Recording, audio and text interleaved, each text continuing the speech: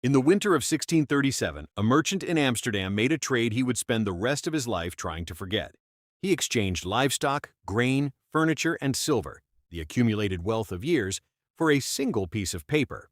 The paper was a contract, a promise of delivery in spring of one tulip bulb. Not a ship, not a warehouse, not land, a flower. 6 weeks later, that contract was worth nothing. The bulb never arrived, the goods were gone, and the man who signed that paper had no legal right to recover a single coin. Dutch courts reviewed the case. They ruled that his contract, like hundreds of others, was closer to a gambling debt than a legitimate commercial agreement.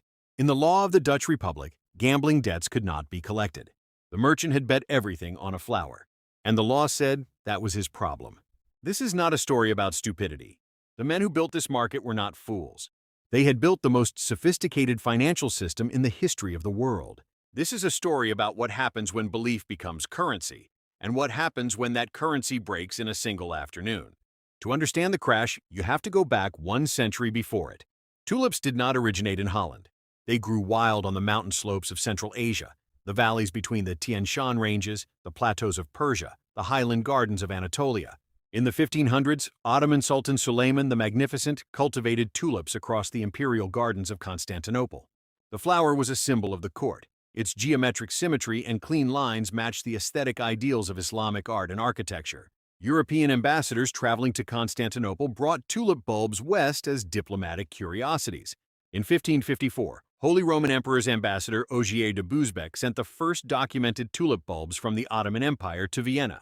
4 decades later, in 1593, the botanist Carolus Clusius planted a collection of tulip bulbs at the Botanical Garden in Leiden, in the Dutch Republic. Clusius was not a merchant, he was a scientist. He refused to sell his bulbs. He wanted to study the plant, its growth cycles, its propagation, its mysterious variations in color. So thieves broke into the garden at night and stole them. Those stolen bulbs seeded an entire industry. Within years, Dutch growers were cultivating tulips across the provinces. What began as one scientist's private collection became a commercial product, and then something far stranger than that. The tulip bubble did not happen in France. It did not happen in England, Spain, or Venice. It happened in the Dutch Republic, and that was not a coincidence. In the early 1600s, the Dutch Republic was the wealthiest nation on earth per capita. Amsterdam had replaced Antwerp as the financial center of Europe. The Dutch East India Company, the VOC, was the largest corporation in human history, operating trade routes from Japan to Brazil, backed by shareholder capital.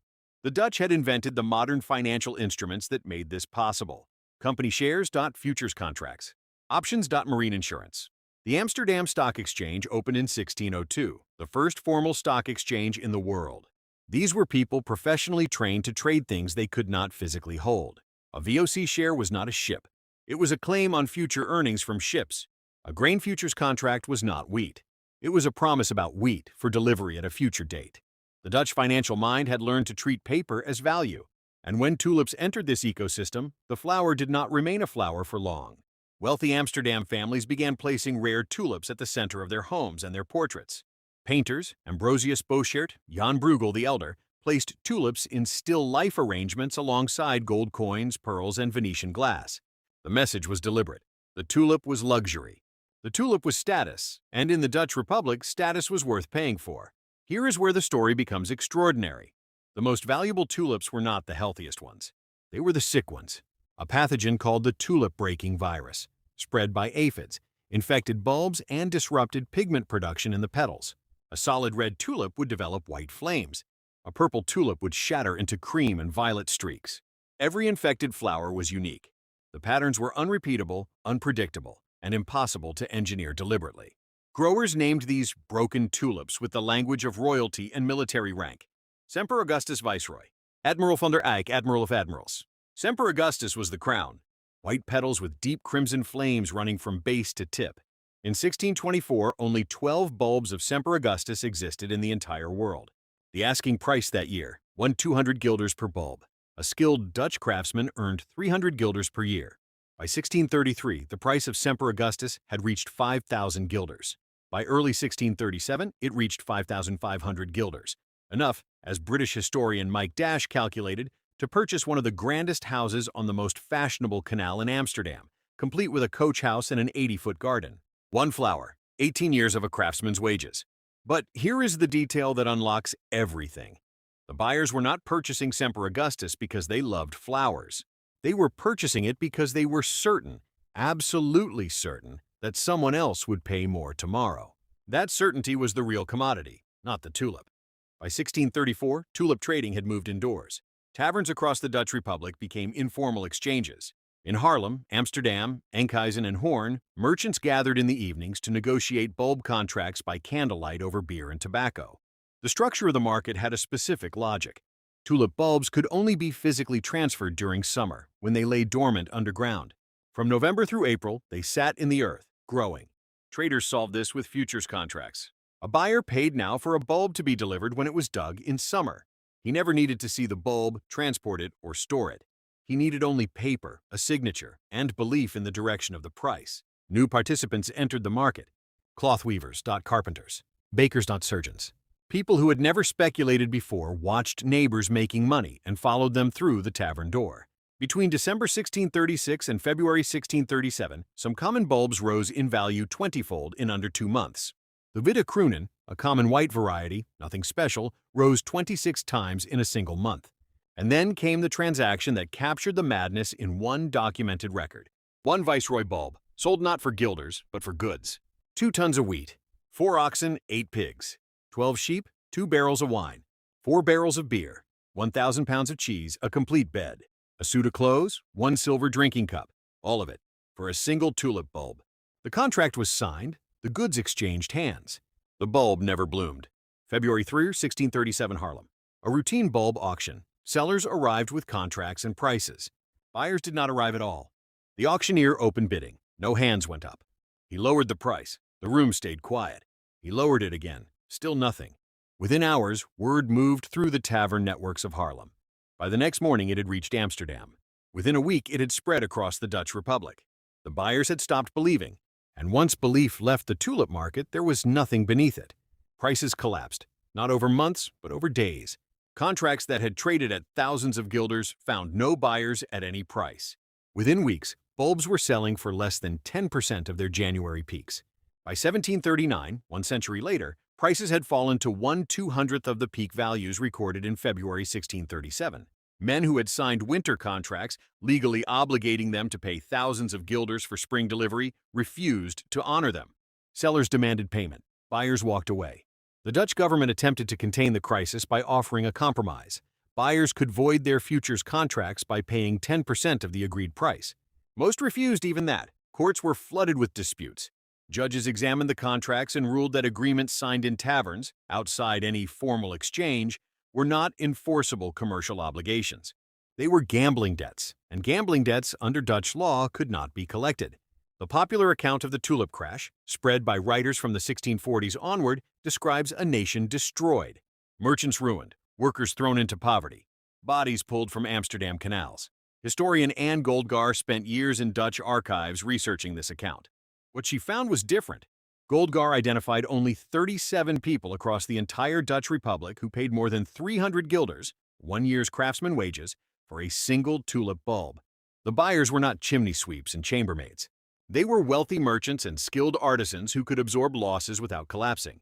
The men who entered the market in its final weeks, November 1636, December, January, faced a harder reality. They had bought at peak prices with no cushion beneath them. When the contracts became worthless and courts refused to enforce them, they were left holding paper that no one would honor. The Dutch economy itself continued its dominance through the 1650s and beyond.